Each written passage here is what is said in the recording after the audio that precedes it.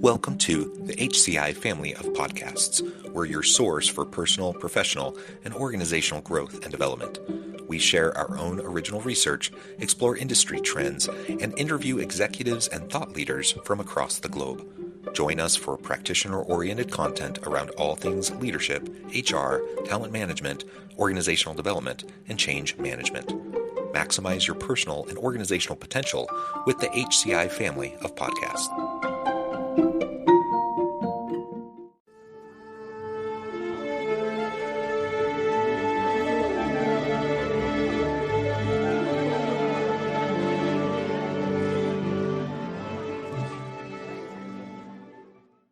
Claire Milligan, welcome to the conversation today. Thank you for having me. It is a pleasure to be with you. You're joining us from Southern California. I'm south of Salt Lake City in Utah. And today we're going to be talking about the neurodiverse leader and how we can leverage unconventional traits for exceptional results. This is a fascinating topic to me. I've done a little bit of research and work in the space of neurodiversity in the workplace and some of the challenges for neurodiverse individuals. I've never looked specifically at neurodiverse leadership. And so I think this is just going to be fascinating from that standpoint for me. But from a practitioner standpoint, I think hopefully this is just super valuable to anyone listening or watching today to get some real ideas and tips and tricks for how we can go about better working together. As we get started, I wanted to share Claire's bio with everybody. As someone with ADHD, Claire Milligan is not afraid to tell you she often bounces from one thing to the next, but the same ADHD that brings about the ping pong effect also enables her to break down complex concepts in easy to understand ways, hyper-focus until she identifies a solution to a particular challenging problem, and helps her see things from all angles so she's able to support her team in the way they need to be supported. Today, Claire will be explaining why neurodiversity can be a career asset and share how others can leverage their own unique traits to level up their leadership. Now, Claire, is there anything else you would like to share by way of your background or personal context before we dive on in? Sure. Yeah. Currently, I am the co-founder and CEO of a business named Aimably, and what we do is help companies understand what they're spending on cloud services and how to control those. And the experience of being an entrepreneur as one with ADHD has been quite a roller coaster and much different than being in a corporate context where I was before. So both of those things have been really instrumental in how I think about how people should be leading and considering being leaders when they come from the neurodiverse background like I do. Maybe if we can start by just with you taking a few minutes to explain what you mean by neurodiversity. And so I think I already mentioned ADHD for you. We have individuals on the autism spectrum. There's a variety of things that kind of get lumped into that that labeling. Essentially, it's if you process information in a way that's different from how our society is structured. A lot of times people might think, oh, since there's so many people who think that they have ADHD, it couldn't possibly be something that's different. And, you know, there are quite a few of us out there, and there are quite a few people on the autism spectrum as well, as we understand it better and we grab a hold of the more broad range of definitions. That still means that we think slightly differently than how schools are structured, jobs are structured, the way we interact with the world, or the way we're trained as children. And like you said, there's a wide range of different elements that kind of fall under that umbrella, different traits and whatnot. And I think just within the autism spectrum. So I've been doing work around autism in the workplace now for, I don't know, 6-7 years, something in that range. And just during that time, we've expanded quite a bit, kind of our understanding around what kind of is included in the autism spectrum, and really our understanding of like how many people that impacts. And it's a large number. So to your point, sometimes people think, well, if it's just such a common thing, maybe it's not that uncommon. It's not that large of a number. It's still an uncommon thing. And like you said, when we process information in ways that are different than kind of the structures of society and how we're expected to function and to interact with each other, that creates barriers. It creates other challenges that, you know, some people don't ever have to think about because you're a neurotypical individual.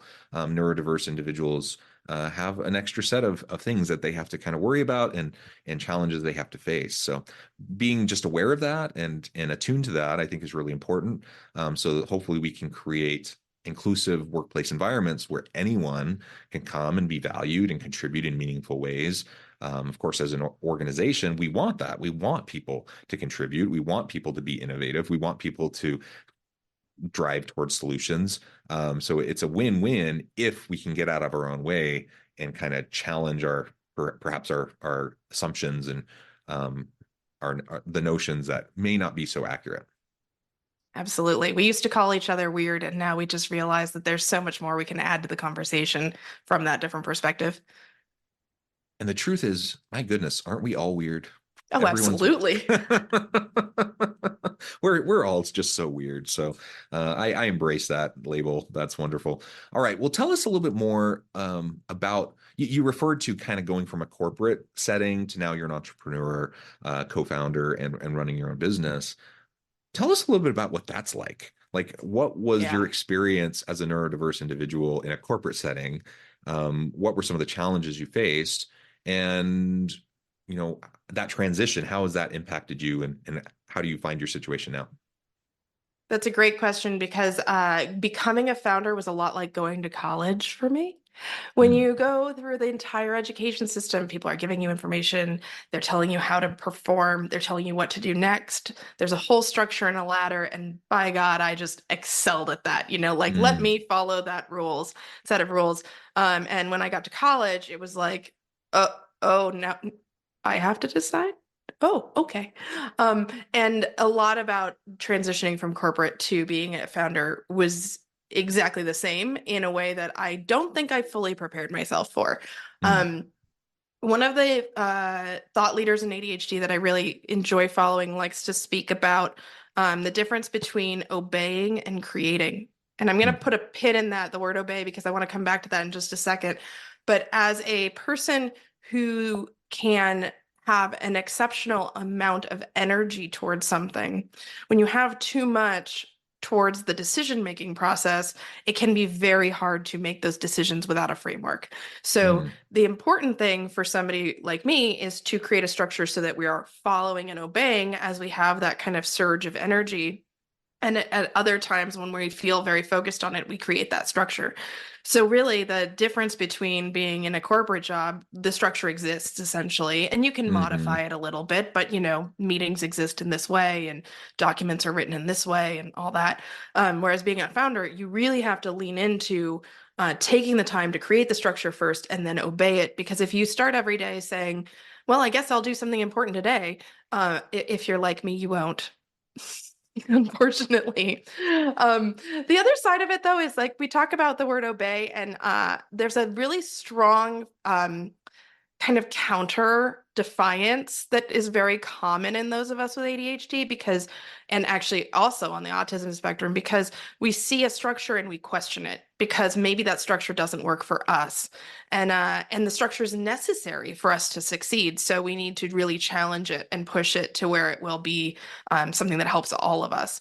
And so while the concept of obeying a structure is very important, at the same time, we are definitely the people who will question everything. And so that also lends itself to becoming a great founder and just structuring your company in a different way that you think makes sense broader than just you. Yeah, and the structural issues that you're highlighting, it's a hard thing because if you don't face particular challenges, you usually don't even notice, right? Yes. So for example, we're not talking about other types of diversity today, but I'm a straight cisgender white dude. I'm a neurotypical guy. So I go throughout my day, unless I'm really trying to understand and see things from other people's perspectives.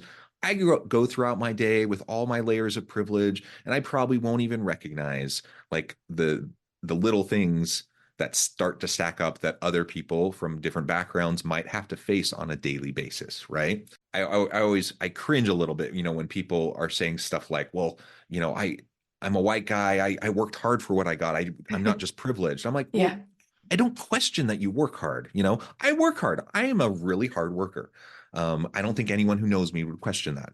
But both things can be true at the same time. I can be incredibly privileged and I can be a hard worker.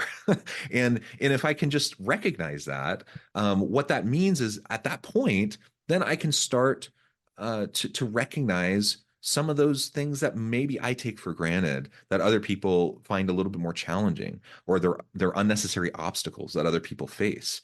So while I'm neurotypical, it may not be obvious to me some of the little things that can start to add up and stack up for people that make it harder for them.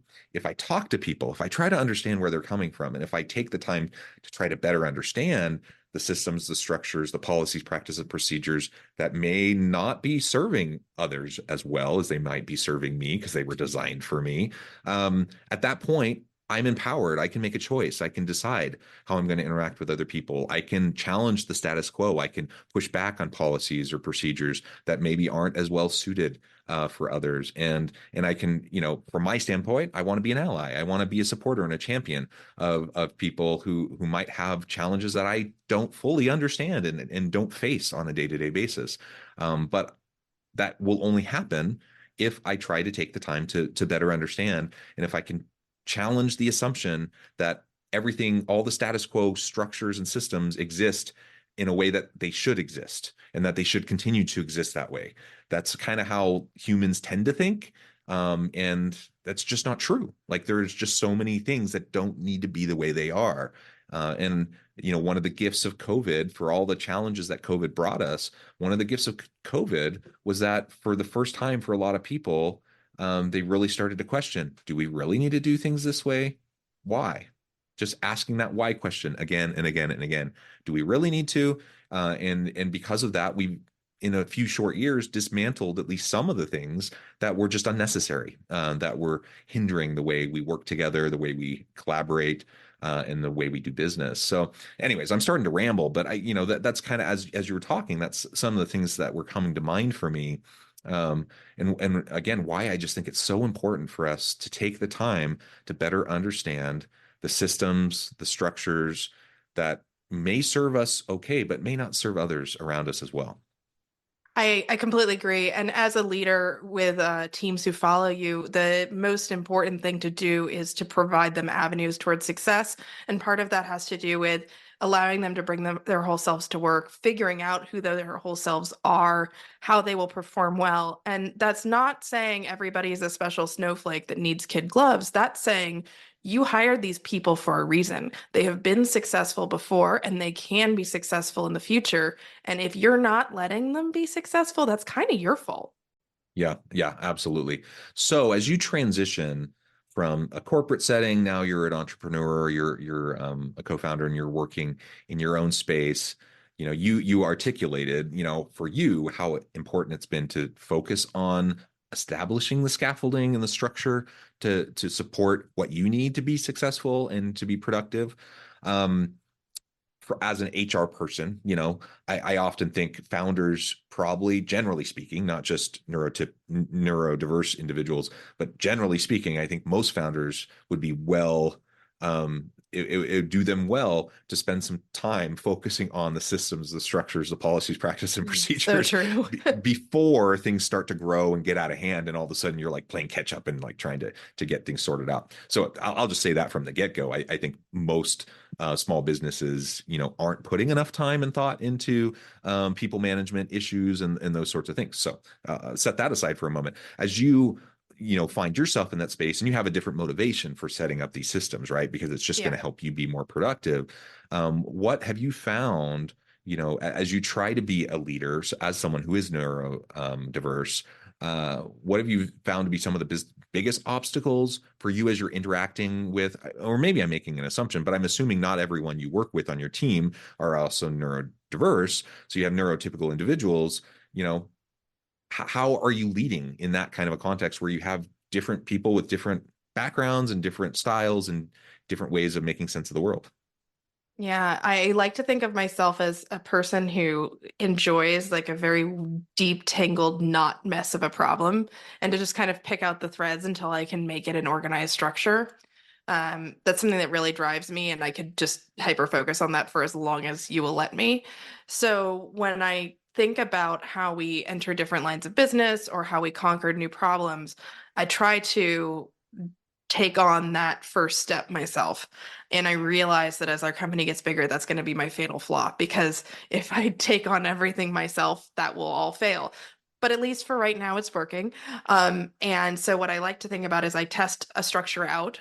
And then once I'm happy with that structure, then I introduce it to the team and we start following it.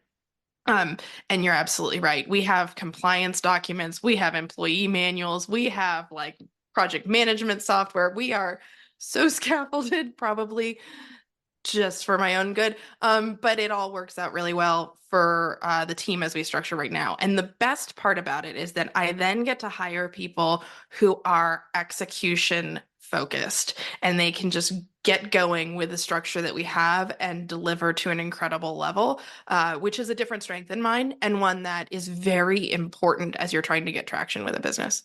What are some of the challenges you faced as you're, trying to do all of this, right? You have all the normal challenges of being an entrepreneur and trying to grow and scale a business. That's not for the faint of heart. That's challenging for anybody. You find yourself as a neurodiverse individual working with other people that are neurotypical. You're trying to set up the systems, the procedures, etc.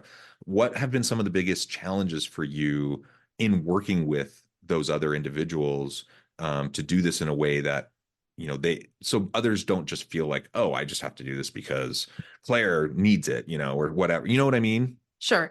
I actually think my biggest challenge is myself. When I work on creating systems, I try to make them as lo-fi as possible. I try to make them as Hmm. easily usable for others because if it's annoying for others, it's also going to be annoying for me. It's not that I just love my checklists and if they don't Right. work, right? But my hardest challenge is myself because there are times when I know that in order to move forward with some aspect of the business, I need to create a structure. And I can be very reticent to do that until I've got a really clear frame of mind of what to do. And because that creating process is so much more challenging for me.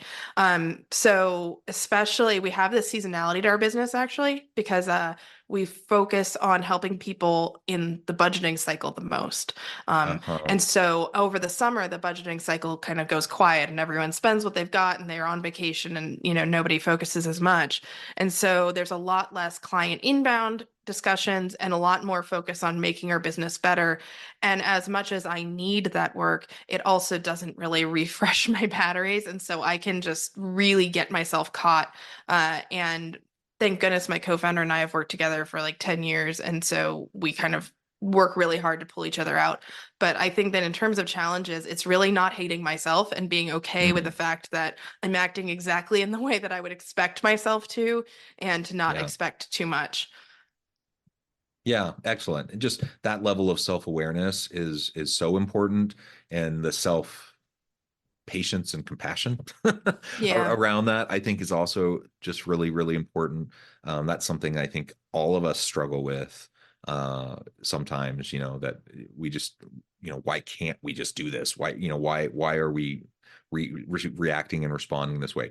If we can get out of the judgment game and just get into the awareness game, like understand what's happening and why, and then that awareness can then allow us to make choices. We can choose if we want to adjust. We can choose if we want to do something a little bit differently, if we want to set up a new system or whatever. And it's not about judgment. Like, nobody's perfect. We can just accept that. We're not always going to do things exactly the way we wish we did or would or could or whatever. You just accept that. And it becomes like this constant iterative process of just learning and growth. Like, I see that as a much more healthy way of approaching the inevitable day-to-day setbacks and challenges that we're all going to face. And we all have good days, we all have bad days, we have times things work out the way we hope they would, and other times where they fail dramatically, in great fashion, where it just doesn't happen the way we want it to. And that's okay, as long as we're learning from it, as long as we're Yes. iterating from it. And that's in large part what I hear you saying. Like, I hear you talking about just that level of self-awareness so that you can make those small incremental improvements little by little every day. I often think, if everyone could just strive to be 5% better every day, not Yeah. in terms of judgment, right? But just like in terms of awareness and in terms of iteration. Like if we can just be aware and try to just improve 5% every day, can you imagine what we could accomplish individually within our organizations as societies? What could happen? The potential would be limitless, and so it doesn't need to be this huge thing. Oftentimes we get ourselves overwhelmed by thinking, oh, I need to do a complete systems overhaul. I need to Yeah, wipe myself clean and start fresh or whatever. Like, no, you don't. You just need to try to just do a little bit better every day. And in the aggregate, that makes all the difference in the world.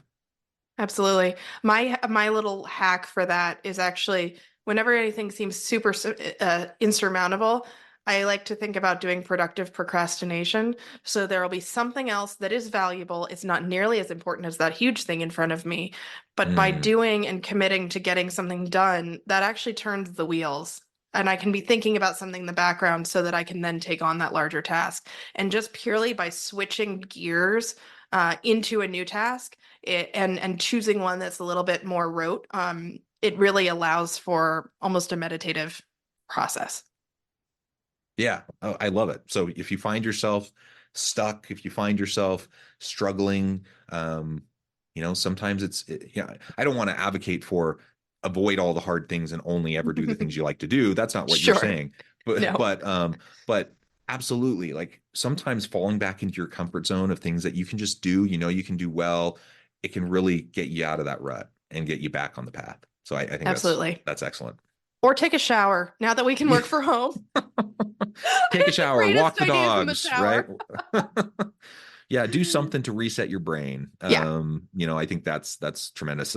What longtime listeners of the podcast know. I have two dogs, and I walk them religiously. I love my family. I have six children. I've been married for 21 years. I'm not saying I'm like trying to escape them or anything, but man, I really look forward to that half hour where I get my two dogs out at the park every day because it's a mental reset. It's yeah, just it's so refreshing. It's meditative, and the restorative process, the restorative aspects of pets and all of that, right? So it's just something that I'm dead set. I'm going to do this every day, almost no matter what, yeah, and it pays a lot of dividends.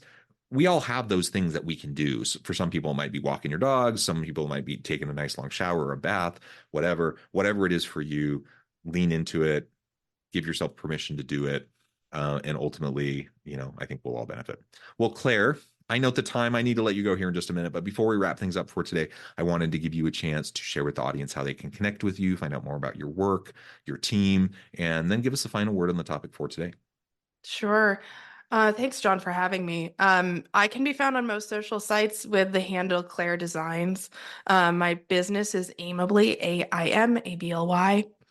And I am the kind of person that you'll find out there writing some opinionated stuff. So I like being challenged. If you see something I write and it's got an opinion that you disagree with, I would love to hear from you, because I think that's what makes us all better. And that's really where I try to engage even beyond our business and with other people in other ways. So if I leave you with anything on ADHD in particular and neurodiversity and broad, is that we are all a work in progress. Just because you have a diagnosis doesn't mean you're limited. And in fact, it's really important to know that a lot of CEOs actually have ADHD. So Yep. if you've got this diagnosis, you might actually be destined for greatness. There's a lot of positive aspects to it and a lot of positive traits. You've identified some of them for us today. So absolutely don't fall victim to a label. Own your, be proud of who you are and own who you are and lean into those characteristics and aspects that will drive success. Thank you, Claire. It's been a pleasure. I encourage the audience to reach out, get connected, find out more about what Claire can do for you. And as always, I hope everyone can stay healthy and safe, that you can find meaning and purpose at work each and every day. And I hope you all have a great week.